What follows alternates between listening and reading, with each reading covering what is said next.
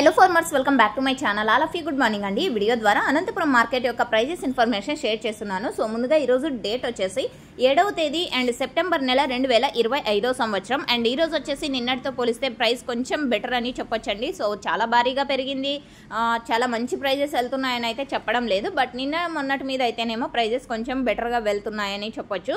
So ఈ రోజు ఇప్పటికీ హైయెస్ట్ ప్రైస్ 250 రూపాయలు, 270 రూపాయలు అండ్ 280 రూపాయలు అండి. ఒక్కొక్క మండీలో ఒక్కొక్క సూపర్ టాప్ అన్నమాట.